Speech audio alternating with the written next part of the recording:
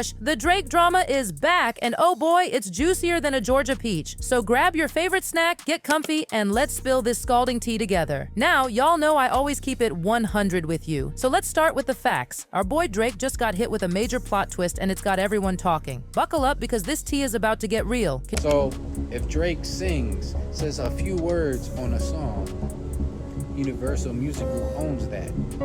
What did Kendrick do? Kendrick Lamar took his copyrights off of his own music so people could use that and make money off of it. So you can see clearly who's for the people and who's not. Whatever he got with Universal, I don't trust it. I'ma just tell you, I do not trust that big headline that went out about 400, 500 million a year. And it's weird, it's wrong. In what regard? Nobody's at his level towards that much. You don't. Unless you have to. Unless you have to do it. Drake has a rich baby daddy named Lucien and Universal. Wow. He's like, like, man, my daddy got it. You know what I'm saying? It's like, my daddy controlled the spins. My daddy got the DSPs. My daddy. Drake has a rich baby daddy. Can you believe it, besties? Drake, the sixth god himself, just got slapped with a copyright strike from his own label, Universal Music Group. And get this? It's all because he dropped some unreleased tracks, including collabs with 21 Savage and L, as part of his massive 100 gigs data dump. Talk about drama. But here's where it gets spicy. Rumor has it there's some serious tension brewing between Drake and UMG behind the scenes. And the worst part? There's not much our boy Drizzy can do about it. Why, you ask? Well, apparently he signed this huge 360 deal with UMG back in 2021. Basically, UMG owns him lock, stock, and barrel. He can't make a move without their say-so. Now, Insider T suggests that this whole situation has got Drake spiraling. They're saying he's in a pretty bad headspace because, despite all his success, he doesn't actually own any of his music. Can you imagine? Every time he wants to drop something new, he's got to run it by UMG first. Talk about a leash? But hold up, because not everyone's feeling sorry for Drake. Some fans are saying this is his karma for being more focused on the money than the actual love of hip-hop or the culture. Ouch, that's gotta sting. So, what's really going down between Drake and UMG? Is Drake really spiraling because he sold his soul to the label and now he's stuck? Let's break it all down because, honey, this tea is piping hot. First things first, we need to talk about these 360 deals. If you're not in the know, let me break it down for you. Kendrick Lamar don't like the industry, particularly because the industry robs artists all the time. If Drake was smart and really that powerful of an artist and actually believed in himself, he could have went independent and pocketed all of that money for himself. But he loves the industry. That's how I see it. All right, so let's spill the tea on these 360 deals and why they're such a big deal in the music biz. Picture this. A 360 deal is like an all-you-can-eat buffet for record labels. They get a slice of pretty much everything an artist does. We're talking streaming, concerts, merch, endorsements, you name it.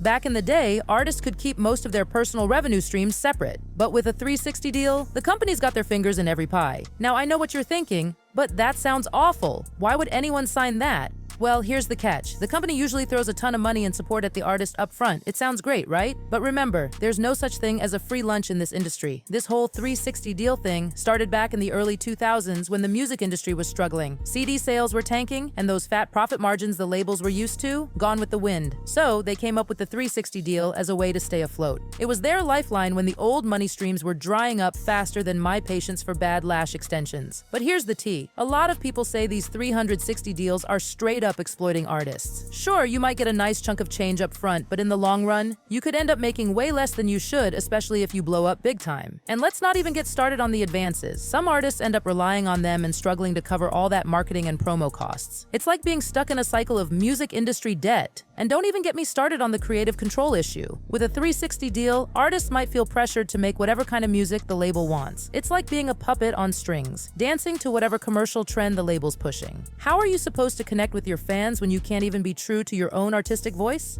Now, this isn't just a new problem. We've seen some of the biggest names in music, especially Black artists, speaking out about feeling trapped in these exploitative record deals. I'm talking legends like Michael Jackson and Prince. They had to fight tooth and nail just to own their own music. Speaking of MJ, did you know he was genuinely scared for his life because of his music catalog? It's not just conspiracy theory talk. Michael tried to warn his family that powerful figures were after him for his music. It's chilling stuff, besties. How do you think he died? You've been quoted as saying you believe it may have been murder. Do you still think that? Absolutely.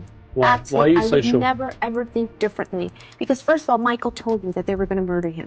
He was afraid. He was afraid Who for was his going to life. murder him?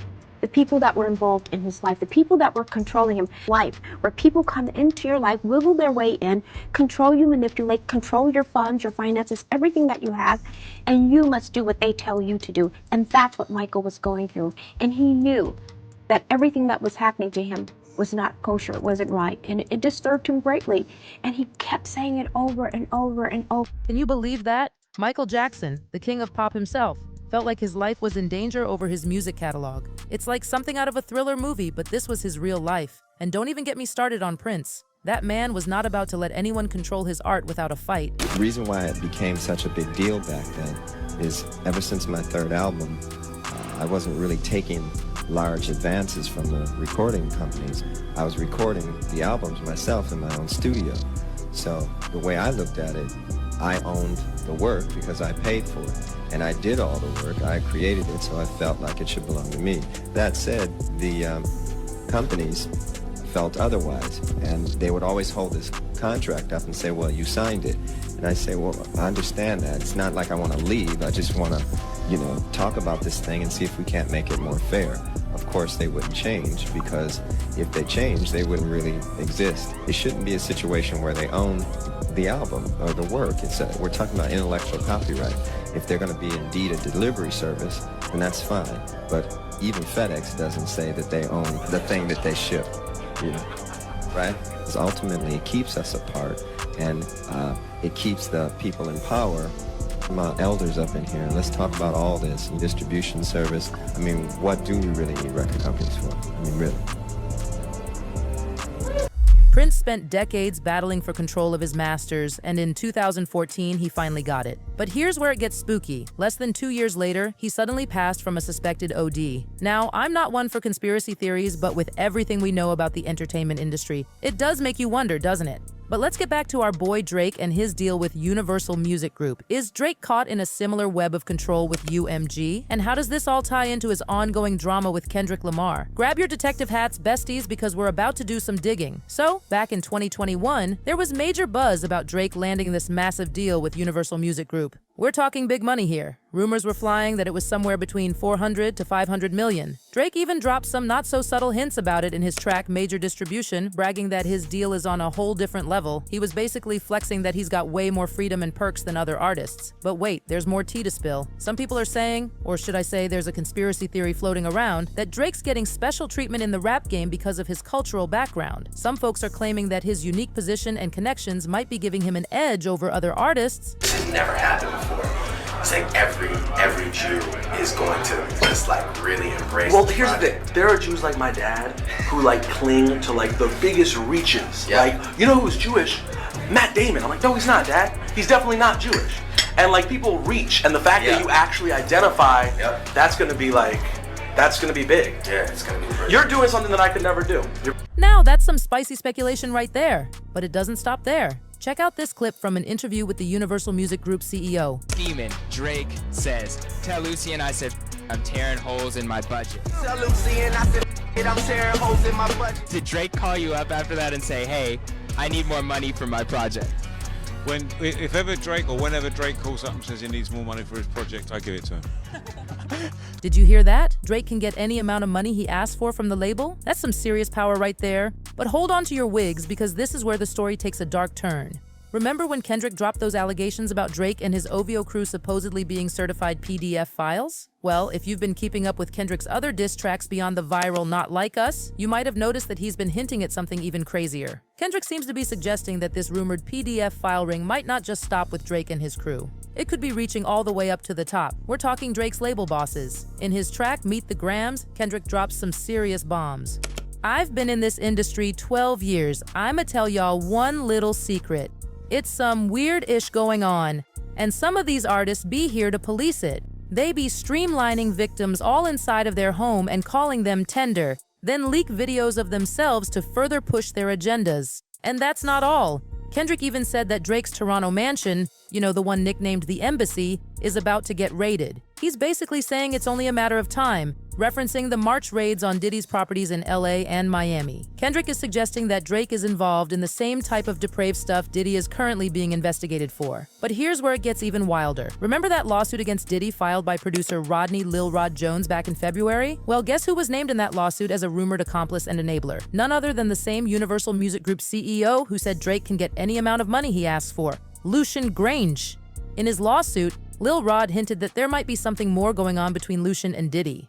The lawsuit states that whenever Grange visited Diddy's homes, it would be in the evening and they would disappear for hours in Diddy's bedroom. Suspicious much, but it doesn't stop there. Lil Rod also claimed that during his time living and traveling with Diddy, he discovered that Diddy had hidden cameras in every room of his house. And according to Lil Rod, Diddy has recordings not just of Grange, but many other powerful public figures. We're talking celebrities, athletes, label executives, and even politicians. Now, fast forward to May, and news broke that Universal Music Group and their CEO were going to be removed from Lil Rod's lawsuit. Not surprising considering UMG is the largest music label in the world. These are some seriously powerful people Lil Rod tried to take down with Diddy. But just when UMG thought they'd dodged that bullet, guess what happened? That same month, Kendrick's feud with Drake started heating up. At first, it seemed like just another rap rivalry, but Kendrick was warning Drake not to spread lies about him unless he was ready for his own skeletons to come out. And yet, Drake just kept stirring the pot, even dragging Kendrick's family into the mix. That's how we ended up with Kendrick absolutely annihilating Drake. But Kendrick didn't just brand Drake a certified PDF file, he also threatened to dig even deeper, potentially exposing the whole industry. You can bet UMG heard him loud and clear. The last thing Lucian Grange needed after managing to wriggle his way out of Lil Rod's lawsuit was to get dragged into the drama surrounding Drake and OVO. But let's be real, it's not just about their reputation here. UMG's main concern is and always has been profit. After all, they handed Drake a whopping $500 million for that 360 deal, one of the biggest deals in music history. So it goes without saying that UMG absolutely cannot afford to have Drake's career go up in flames over these allegations. That would mean losing their golden goose. However, it looks like Drake's playing with fire again. It seems Kendrick really got under his skin, and Drake's been making some risky moves lately, including that massive 100 gig data leak. That leak included some unreleased songs, which means UMG had to swoop in and remind Drake who's really in charge. Fans are now saying Drake should have stayed independent when he had the chance because quick money isn't always good money. Drake was a free agent at one point, and if he had just gone solo, he'd have all the freedom in the world to drop whatever he wanted, whenever he wanted, without UMG breathing down his neck. But now, he's stuck playing by their rules. One fan said, "This is proof that Drake is a $400 million slave." Sadly, he should have stayed independent, but I guess when he heard the amount of money he sold, once again, sad. And another person added, "Is it just me, or does anyone else get an eerie feeling regarding this deal?" It sounds really good on the surface, but this beef has shook some stuff up. People be saying they're worried about Dot versus the industry, but I'm low-key worried about Drizzy now. To be honest, besties, the music business can be very shady. But what do you think? Is Drake really in danger because of his 360 deal? And when Kendrick brought up those PDF allegations and hinted that the rabbit hole goes way deeper, do you think he was pointing at some sketchy business happening behind the scenes with the people pulling Drake's strings?